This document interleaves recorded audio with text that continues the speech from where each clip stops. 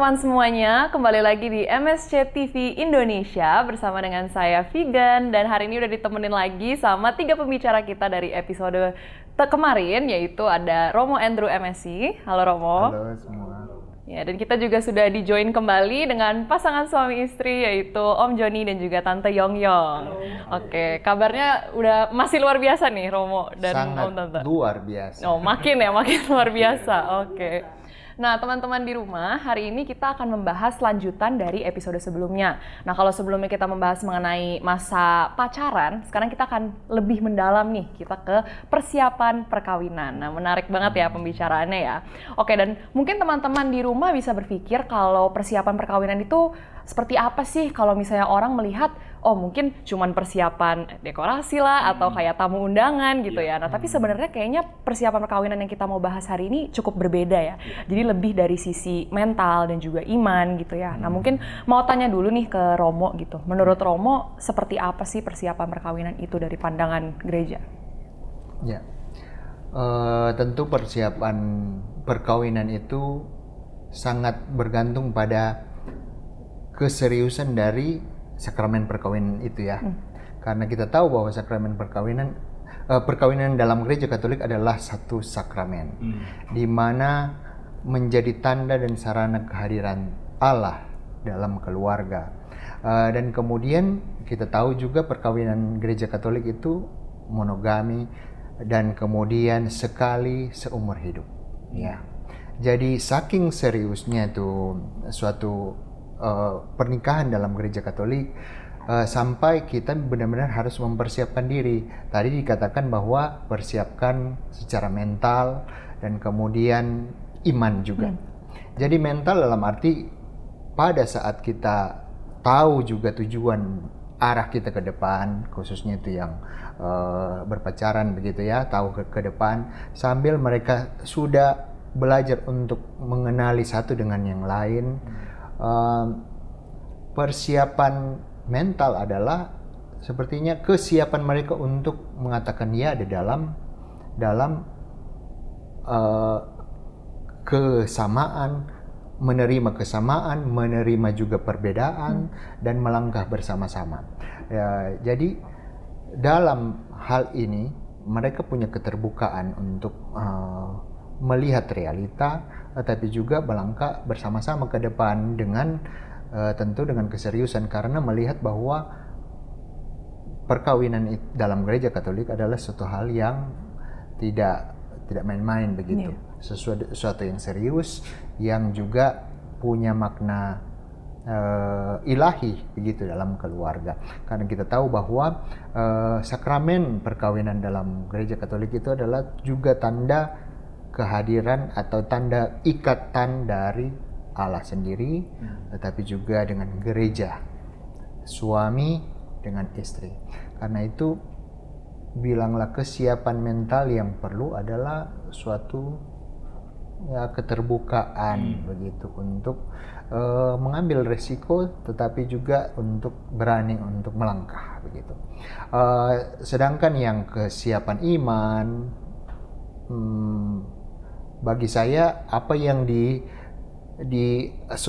disosialisasi tetapi juga diusahakan oleh gereja begitu untuk mempersiapkan calon-calon yang akan menikah ini memasuki pernikahan dengan pengetahuan, dengan juga fasilitasi untuk mempersiapkan melangkah ke depan dengan iman dalam arti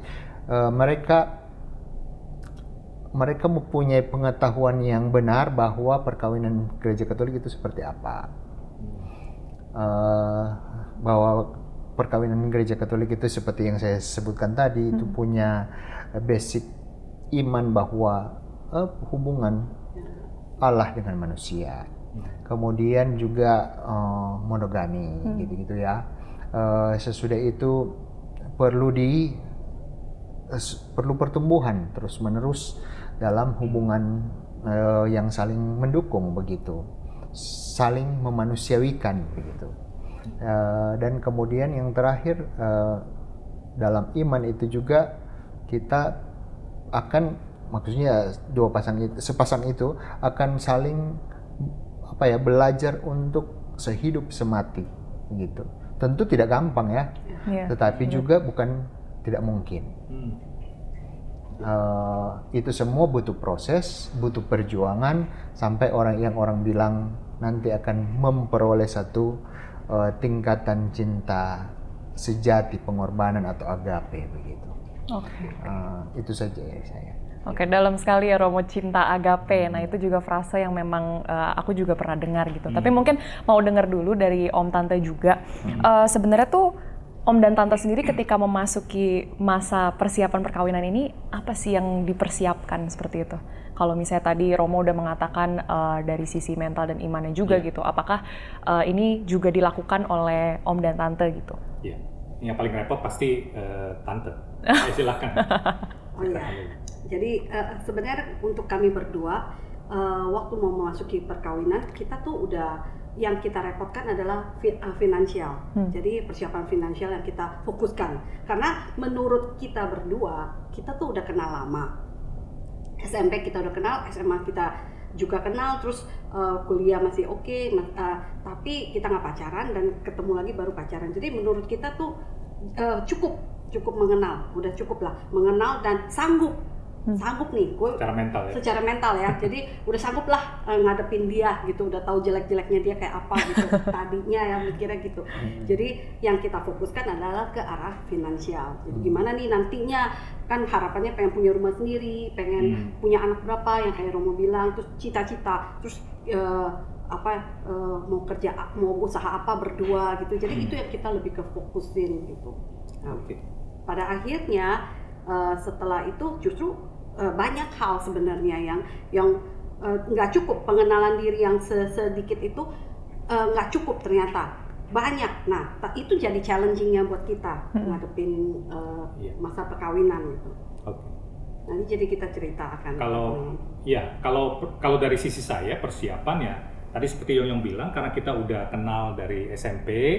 Secara mental, apalagi saya dengan background anak yang dimanjakan dulu ya, jadi lebih easy going, lebih relax gitu. Maka saya sih mantap-mantap saja. Secara mental, memang saran buat teman-teman yang lain, anak-anak muda, ketika mau menikah, yang saya katakan seperti episode sebelumnya, bahwa pandanglah perkawinan itu seperti naik roller coaster, ya pasti sebelum naik kita deg-degan, takut, banyak overthinking, overdoing it, banyak sekali yang hal. Nah, tapi yang dibutuhkan cukup satu dorongan. Makanya kan tadi persiapan iman itu penting. Gereja Katolik banyak sekali ya mulai sarananya, novena, rosario, bisa kita doa di kapel dan segala macam. Kita minta didoakan supaya kita dapat dorongan itu. Ya. Nah, selebihnya mental itu hanya untuk menghadapi first push-nya itu, ya. Ketika kita udah siap, baru kita jalan. Nah, seperti pengalaman saya dengan Yong, setelah menemukan kriteria yang cukup, saya anaknya agak santai, karakter saya lebih santai. Saya melihat Yong karakternya cepat sekali, apa-apa kerjanya bisa cepat. Iya, saya bisa mensupport. Bagi saya dia cukup, dan dorongan dalam Tuhan dalam suara hati saya gitu. This is the one gitu. Tapi pas begitu married, sama seperti naik roller coaster gitu ya. Wah, ternyata kok dia galak sekali, misalnya seperti itu ya. Dan ini jadi banyak hal-hal baru ya. Banyak hal baru, tapi it's okay. Ya, itu persiapan mentalnya. Nah, yang kedua, mindset. Untuk supaya mental itu mindset apa yang harus banyak anak-anak muda yang mau menikah, mindsetnya itu mencari kebahagiaan mau menikah gitu. Padahal gereja sudah mengatakan tujuan untuk menikah salah satu adalah untuk kebahagiaan pasangan dulu, ya pasangan kita yang utama, yang pertama. Kalau mindsetnya begitu, maka kita bisa manage ekspektasi kita sama pasangan gitu. Kita bisa lower our expectation. Jangan nggak terlalu muluk atau gimana, yang penting dia dulu gitu kan. Kalau sama-sama punya mental seperti itu kan bagus. Jadi mindsetnya dulu dibetulin ya, baru nanti setelah itu kita jalan bersama gitu. Jadi lebih ke mental, persiapan mental itu lebih ke sana sih, lebih ke mindsetnya diarahkan yang benar. Jangan mau cari kebahagiaan pribadi. Percayalah, ketika pasangan kita udah kita bereskan secara kesenangannya, kebahagiaannya. Maka ketika kita mau melakukan untuk kepentingan kita sendiri, pasangan pasti dukung. Gitu. Itu akan jalan dengan. Jadi mental itu dulu, mindsetnya bagaimana dulu kita ya? bisa punya mindset yang benar. Gitu. Oke, berarti Itu sih yang dari lebih penting. dari definisi Om itu berarti kayak aku langsung nyambungnya ke yang orang bilang leap of faith ya. Ya, Kalau misalnya betul. orang mau ini harus ya ada First beraninya push-nya dulu. itu Iya tuh. betul. Ya, loncatan imannya itu dulu. Itu yang paling penting pertama. Nah, itu minta yang tadi persiapan iman. Baru inget kalau tante dari awal udah ini begitu ketemu lagi setelah lama nggak ketemu aku tuh udah sebelumnya aku berdoa di itu Gua Maria. Jadi aku dipush sama orang tua untuk cepetan nikah. Soalnya kamu tuh dari nggak mau pacaran, maunya santai, maunya ini segala macam. Nah, jadi mama tuh udah jangan-jangan ini anak saya desainer ya. Jadi takutnya nih temennya banyakan yang ini gimana. Ya, jadi takutnya nih gimana nih nggak benar nih. Jadi cepetan merit gitu. Jadi itu untuk terus mama sampai ngejodohin segala macam. Tapi tante masih pikir, aduh nggak mau. Tante langsung berdoa di Gua Maria. Aku doa, aku minta, Bunda Maria, aku nggak mau dijodohin mama. Aku cuma mau dijodohin sama Bunda Maria aja. Gitu. Jadi kan tante dari dulu memang ini ya. Nah, nggak lama dari doa itu 2 minggu kemudian, ketemu lagi sama ini orang. Nah, jadi waktu itu masih belum ngeh gitu. Tapi ternyata berjalan waktu. Pas decide mau merit, nah tante balik lagi ke awal ketemu jadi aku pikir inilah the one yang Bunda Maria jodohkan untuk aku karena semuanya lancar awalnya gitu. Tapi habis itu ada sambungannya. Setelah menikah gitu kan, melihat dia seperti ini, saya balik ke Bunda Maria yang dia. Oh gitu. Bunda Maria kenapa dikasih yang seperti ini? Bercanda. Tapi bersyukur bersyukur akhirnya gara-gara karakter dia seperti itu kepada saya bisa jadi seperti ini. Karir saya naik dan itu. Apa yang saya anggap awalnya itu satu kesulitan, tantangan, penderitaan gitu ya. Enggak lah, Tante. Ya gitu, ternyata turn out to be good bagus. Oke. Ya kayak gitu. Oke, tapi mungkin mau tanya juga sama Romo setelah mendengar cerita dari Om Tante tadi. Apakah sebenarnya menurut Romo orang itu bisa secara betul-betul mempersiapkan iman dan mental gitu? Karena kan kayak kalau secara teori mudah ya dikatakan gitu. Orang kayak diberitahu persiapkan mental dan iman sebelum nikah gitu, harus tahu dulu gitu. Tapi kalau misalnya dijalanin, apakah sebenarnya nyatanya menurut Romo bisa gitu orang benar-benar siap gitu secara mental dan iman? Saya yakin bisa. Oke. Karena memang tidak 100% harus jadi di awal begitu. Tetapi bilanglah di bagian-bagian awal, khususnya masa persiapan perkawinan kita sementara bicarakan itu, orang sudah punya. Nah, karena dia akan memasuki satu jenjang di mana dia tidak akan mengubah, dalam arti ini komitmen, ya. Jadi otomatis kalau misalnya seseorang yang ada dalam masa persiapan perkawinan kalau tidak mantap, pastinya dia juga akan merasa bimbang terus, akan merasa goyah terus dalam jalan hidup perkawinan itu sendiri. Nah, kenapa saya bilang bisa untuk menjadi mantap dalam iman? Itu sebenarnya kuncinya adalah satu kejujuran begitu. Dalam kejujuran tentu yang saya bilang tidak 100% dia jadi begitu, tetapi dia mau belajar terus menerus.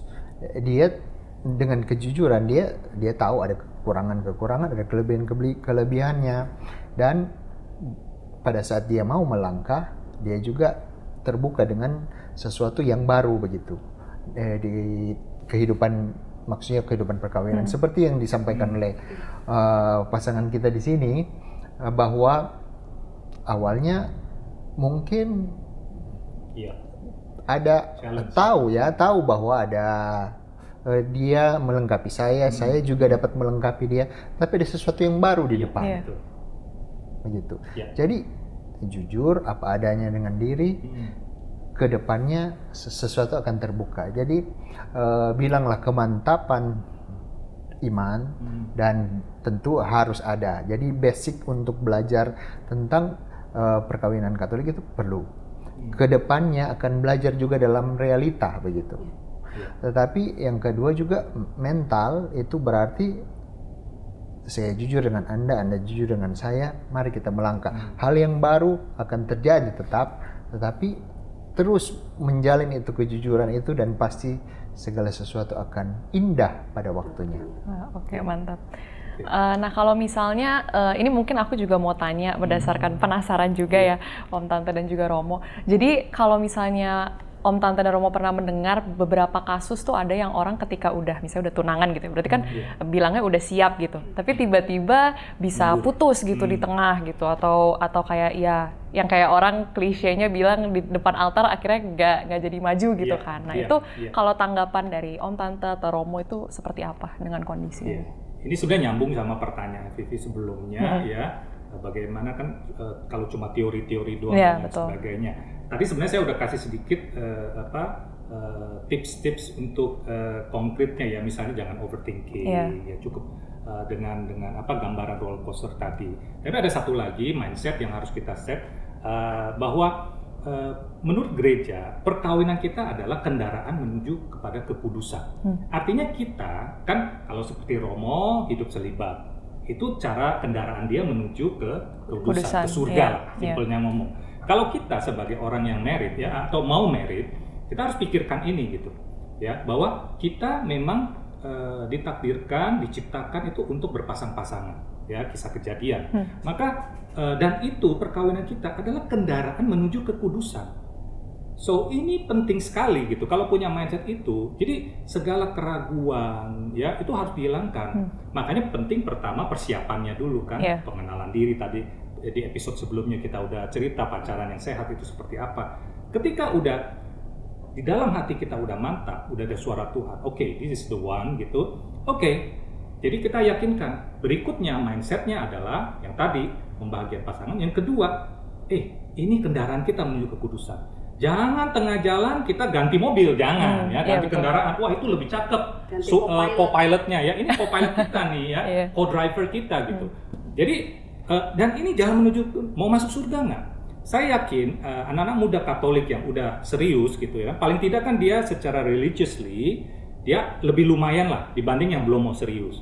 Nah kalau kita mindsetnya bahwa ini loh kendaraan menuju surga, kendaraan kita, ini my partner, ya maka masa nggak mau masuk surga? Mantep dong, ya kan masuk surga. Udah kepilih nih, Tuhan udah pilihin. Ini my co-pilot. Ayo, yuk sama-sama. Mudah-mudahan dengan mindset seperti itu dia lebih mantap. Oh ya, oke. Things doesn't have to be perfect 100% gitu ya, tapi saya mau masuk surga bersama-sama partner.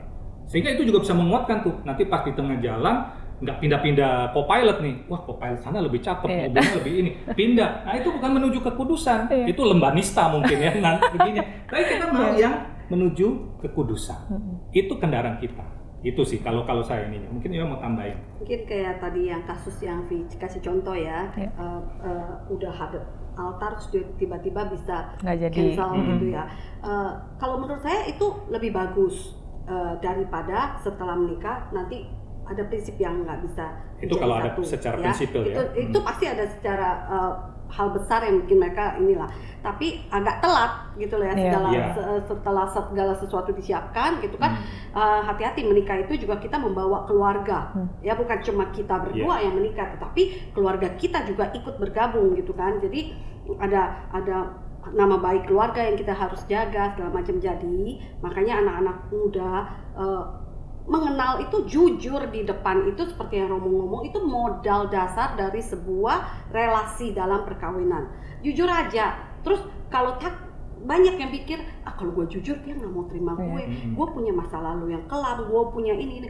Loh, namanya manusia pasti punya ya minus point. Justru mungkin kita dipertemukan dengan si A, si B, si C ini untuk memperbaiki diri kita, dan kita juga berimpact dengan dia, saling melengkapi, ya kan, membantu jadi juga. mutualisme gitu. Jadi kita percaya itu dulu. Nah, baik banget gereja Katolik itu nggak sekedar menuntut ya mau ya monogami, nggak boleh cerai seumur hidup nih sama kayak dia jelek cakep dari cakep jadi jelek jadi berterus tetap harus sama dia. Enggak, gereja Katolik itu menuntut tetapi juga memberikan kita sarana dan bekal. Jadi sebelum merit ya mau jadi kita dikasih fasilitas program persiapan pernikahan, perkawinan. Jadi yang sekarang dikenal dengan MRT, membangun rumah tangga. Jadi ada beberapa topik mewakili problematika. Ya, 12 topik ini mewakili problematika dalam perkawinan. Sampai yang hal konkret.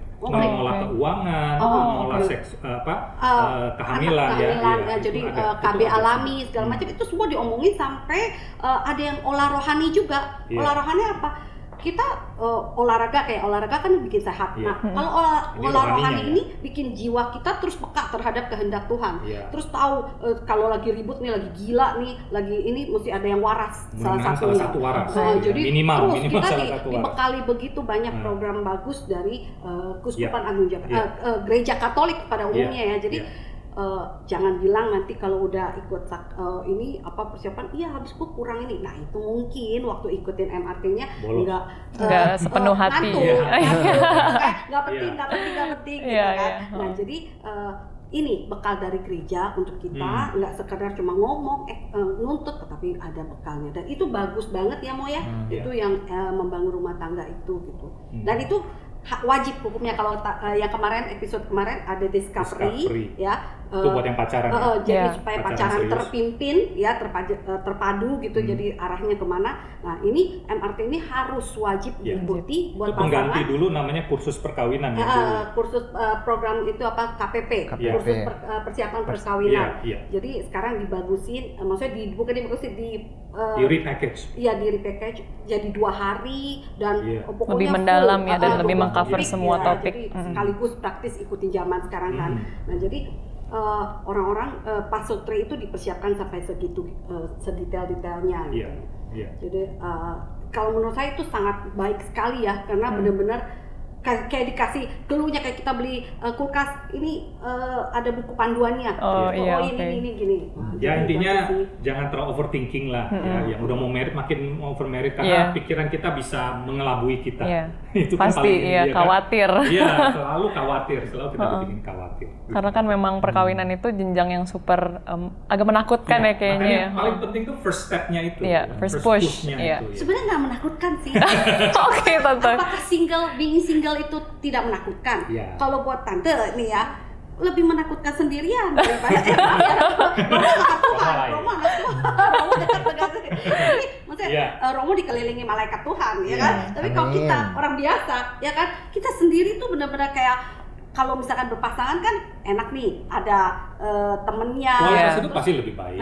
Kualitas hidup, terus ada juga yang bisa disalah-salahin. Kalau pikir lu sih gitu. Jadi terus kalau kalau ada anak-anak ya kan, jadi teamwork gitu ya. Jadi maksudnya perkawinan itu menakutkan, tapi apakah being single juga tidak menakutkan gitu. Jadi kok setakut. Masing-masing ada cara. Pasti enak kok kawin itu. Beneran. Gitu ya. Soalnya mungkin karena aku cenderung masih muda ya, jadi aku kan kayak masih punya lah pemikiran-pemikiran seperti itu, berbeda dengan Om Tante yang memang udah menjalani gitu kan. Makanya mindset itu penting tadi, dan biasa itu bisa kita kasih tahu ke orang-orang yang memang udah serius. Ya kan, pacarannya udah serius gitu, udah menjelang ke sana. Kalau dia belum siap ya kita mau ngomong seperti ini nggak dimengerti sama mereka. Iya, karena frekuensinya masih beda. Tapi ketika dia udah mulai serius, sudah mulai dekat dengan Tuhan, dekat ini, nah itu biasa frekuensi aha moment. Gitu. Oh iya benar gitu. Iya, baru menyadari. Oke, berarti Om dan Tante ini juga udah pernah ya mengikuti acara ini sebelumnya ya? Iya, kita waktu itu namanya wajib belum MRT. Wajib ikut karena kan mau menerima sakramen perkawinan. Jadi syarat utamanya adalah harus ikut kursus persiapan perkawinan dulu namanya KPP, 25 tahun yang lalu ya. Sekarang namanya MRT. Tapi sekarang kita terlibat dalam sebagai fasilitator. Berarti sharing gitu ya Om ceritanya ya mengenai pengalaman. topik. Ya. Sangat menarik sih gitu.